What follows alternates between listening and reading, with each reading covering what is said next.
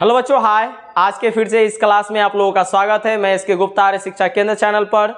ठीक है, आप लोग अगर तैयार हैं तो अपने कॉपी पेन लेके बैठे, ठीक है, और तैयार हो जाएं। हम लोग आज फिर से पढ़ने वाले हैं क्लास 9 के निर्देशांक ज्योमेट्री के पार्ट 2 को देखने वाले हैं, क्योंकि पिछले दिनों हम लोगों ने कुछ चीज़ें सीखी थी। ठीक है, उसका कुछ पार्ट रह गया है जो आज के क्लास में हम लोग कवर करेंगे। ठीक है, क्लास 9 का ही चैप्टर है। आप लोग क्लास अगर 8 में हो तो भी आप इसे देख सकते हो, क्योंकि वहां पर भी इसी चीज को पढ़ना है। तो चलिए स्टार्ट करते हैं और देखते हैं कि ये कैसे होता है। आज हम लोग पढ़ने वाले हैं कि निर्देशांक बिंदुओं को दर्शाना। क्या हम लोगों को निर्देशांक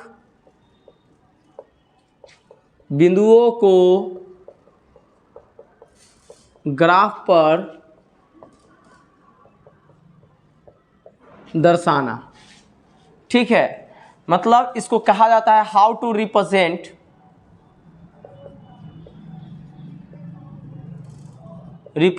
कोऑर्डिनेट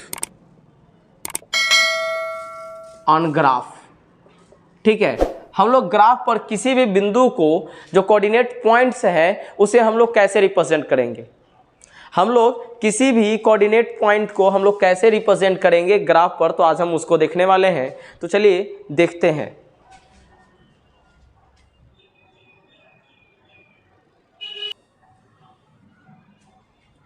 तो चलिए बच्चों, हम लोग देखने वाले हैं क्या कि निर्देशांक बिंदुओं को ग्राफ पर कैसे दर्शाया जाता है, कैसे हम लोग दर्शाते हैं, है ना, कैसे हम लोग सूचित करते हैं, रिप्रेजेंट कैसे करते हैं। ठीक है, सॉरी दर्शाना लिखा गया, दर्शाना। ठीक है, हम लोग निर्देशांक बिंदुओं को ग्राफ पर कैसे दर्शाएंगे, ठीक है, कैसे सूचित करेंगे, कैसे दिखाएंगे, आज हम लोग उसको सीखने वाले हैं। तो चलिए देखते हैं। पिछले दिनों आप लोगों ने बच्चों पढ़ा था कि जब भी कोई अक्ष होता है जो कि दो प्रकार का होता है, एक तो y अक्ष था, दूसरा बच्चा x अक्ष था, है ना। और ये जो बीच में जहां दोनों अक्ष काट रहे थे एक दूसरे को, इसे हम लोग मूल बिंदु कह रहे थे और इसको O से रिप्रेजेंट कर रहे थे। हम लोगों ने एक चीज और पढ़ा था कि सर मूल बिंदु के दाएं ओर की सभी चीजें क्या होती हैं, धनात्मक होती हैं, और बाईं ओर की सभी चीजें ऋणात्मक। मतलब जितनी भी संख्याएं लिखी जाएंगी उन्हें हम क्या कहेंगे, ऋणात्मक कहेंगे। ठीक है, मूल बिंदु के अगर ऊपर की तरफ जाएंगे तो सारी दुनिया क्या होती है, धनात्मक, और नीचे सारी दुनिया ऋणात्मक होती है। ठीक है,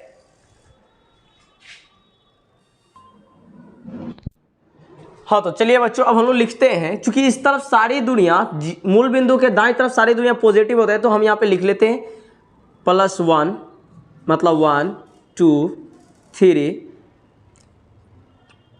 4 5 6 7 8। ठीक बच्चों, हम लोगों ने क्या लिखा, 1 2 3 4 5 6 7 8। इधर लिख लेते हैं नीचे -1 -2 -3 -4 -5 -6 -7 और -8।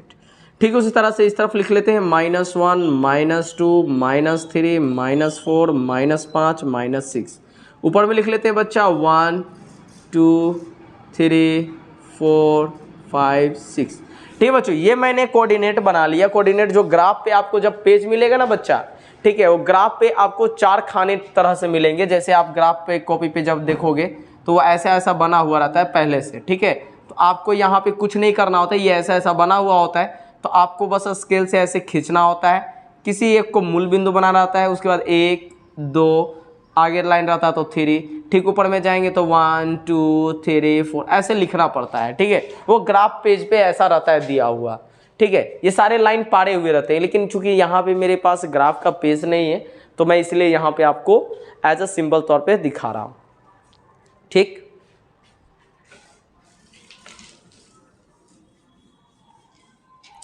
तो चलिए ये चीजें हमने बना ली।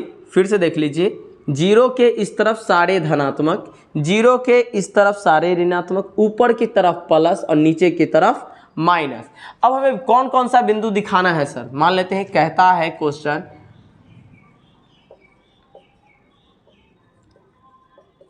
बिंदुओं को ग्राफ पर दिखाएं।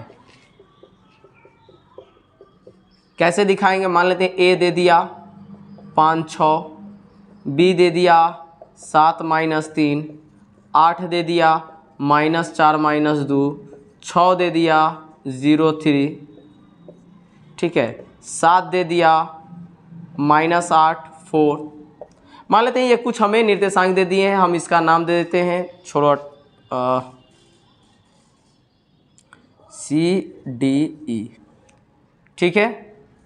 अब यहाँ पे देख लो, पहला क्या बोल रहा है, A5 और A जो कोऑर्डिनेट है वो 5 6 है। A कोऑर्डिनेट कितना है 5 6 है और दोनों धनात्मक है। दोनों धनात्मक है तो बच्चा हमने आपको पिछले दिनों चतुर्थांश पढ़ाया था, तो उस चतुर्थांश की बातें आपको याद होंगी कि पहले वाले में प्लस प्लस होता है, दूसरे वाले में माइनस प्लस, तीसरे वाले में माइनस माइनस और चौथे वाले में माइनस प्लस होता है, सॉरी प्लस माइनस होता है। तो आप इन्हें ध्यान दोगे, हम उसी के सहायता से इसको हल करने वाले हैं। तो ध्यान से देखिए, A प्लस है, सॉरी A का जो है 5 6 कोऑर्डिनेट है। A का कोऑर्डिनेट कितना है 5 और 6 है, मतलब A भी प्लस है और B भी प्लस है। तो ध्यान दीजिए, सबसे पहले हम, चूंकि एक्स एक्सिस है ना, पहले x होता है बाद में y, तो यहाँ पे क्या है, अगर हम इस वाले को लेके चले तो पहले 5 x है और 6 y बराबर है। तो x पर हम चलेंगे 5 तक, x पर कितना तक 5 तक, मतलब इधर से आएंगे ये 5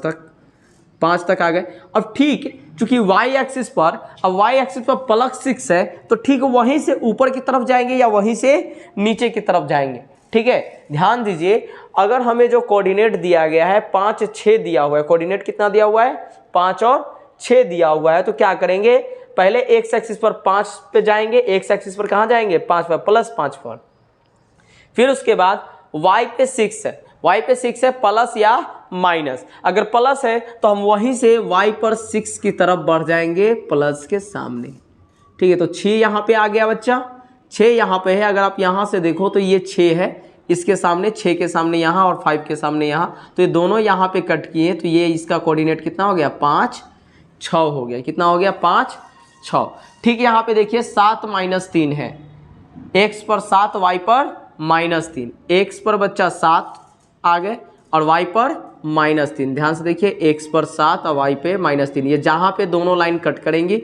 वही उसका कोऑर्डिनेट होता है 7 -3। अब आगे क्या दिया हुआ है बच्चा, C में -4 - 2, -4 और -2, तो पहले x पर कितना जाएंगे -4, ठीक है। अब -4 के बाद y मैंने क्या बोला था आपको, देख लेना है कि माइनस के प्लस है, अगर प्लस है तो ऊपर की तरफ बढ़ना है, नहीं तो नीचे की तरफ बढ़ना है। तो -4, तो -4 नीचे की तरफ है, -2 लाना है नीचे की तरफ, चूंकि y माइनस में है तो इसीलिए नीचे की तरफ बढ़ रहे हैं, और -2 के सामने से एक लाइन खींच देना है, जहां पे कट किया -4 -2 का एक्सिस, वही वो बिंदु हो जाएगा -4 -2, ठीक। आप देखिए अगला कह रहा है कि सर x अक्ष पे 0 है, y अक्ष पे 3 है, 0 3 का मतलब है कि x पर 0 y पर 3 है, x पर 0 y पर 3, तो x एक्सिस पर 0 और y पर 3, यहाँ पे ना बच्चा ध्यान से देखिए, x एक्सिस पर 0, x अक्ष पे 0, y पर 3, तो यहाँ पर तो इसका कोऑर्डिनेट हो गया 0 3। एक और बचा हुआ E -8 -4, मतलब x पर -8 y पर कितना 4, x पर -8 y पे 4, तो यहाँ पे हमने -6 तक कहीं लिखा है तो इसको और आगे बढ़ा लेते हैं, -7 -8, ठीक है बच्चा। अब ध्यान दीजिए, हम यहाँ पे क्या करेंगे, x पर -8 आएंगे, ठीक, -8 यहाँ पे हमको मिला, -8 के बाद हमें y पर +4 जाना है, तो +4 बुआ रेखा के ऊपर होता है, तो हम ऊपर की तरफ बढ़ेंगे और 4 के सामने से ये लाइन ड्रॉ करेंगे, जहाँ पे ये दोनों कट करेगा वहीं पे ये बिंदु हो जाएगा -8 4। कोई दिक्कत बच्चा है ना? अगर नहीं समझ में आया हो तो आप वीडियो को फिर से रिवाइंड करके देखेंगे, आपको समझ में आ जाएगा। तो नोट कर लीजिए, आज के लिए इतना ही क्लास 9th में, ठीक है। यही आपका थोड़ा सा बचा हुआ जो कॉन्सेप्ट था मैंने बता दिया, उम्मीद है आपको समझ में आया है, ठीक है। मैं आपको फिर से एक बार समझा देता हूं ताकि आपको अच्छे से समझ में आ जाए, नहीं आएगा तो आप फिर से वीडियो को रिवाइंड करके आप देख लीजिएगा, आपको अच्छे से समझ में आ जाएगा। तो ध्यान दीजिए बच्चा, हमें क्या निकालना था, इंडिकेट करना था एक ग्राफ पे 5 और 6, बिंदु 5 और 6, तो ये बिंदु 5 और 6 दोनों प्लस है, तो पहले चतुर्थांश में हो गए ना, होंगे किस चतुर्थांश में, पहले चतुर्थांश में। तो देखो बच्चा, पहले हम एक्स एक्सिस पर 5 आएंगे, फिर उसके बाद वहीं से उसी पॉइंट से जहां तक 5 है, 5 से अगर +6 है तो +6 ऊपर की तरफ, -6 होता तो नीचे की तरफ, तो +6 नीचे की तरफ तो है नहीं, ऊपर की तरफ है, तो हम ऊपर की तरफ 6 तक बढ़ेंगे और 6 से एक ग्राफ ड्रा करेंगे 5 की तरफ। जहां पे ये दोनों कट करेंगे वो जो ग्राफ होगा ना, वो जो बिंदु होगा वही 5 और 6 होगा। जैसे कि आप देख रहे हो, मैं यहाँ से यहाँ तक आया 5 पर और ठीक नीचे से ऊपर आ गए मैं 6 तक, और ये 6 तक आया मतलब 6 के सामने आया, तो यहाँ पे इसका कोऑर्डिनेट कितना हो गया, 5 और 6 हो गया।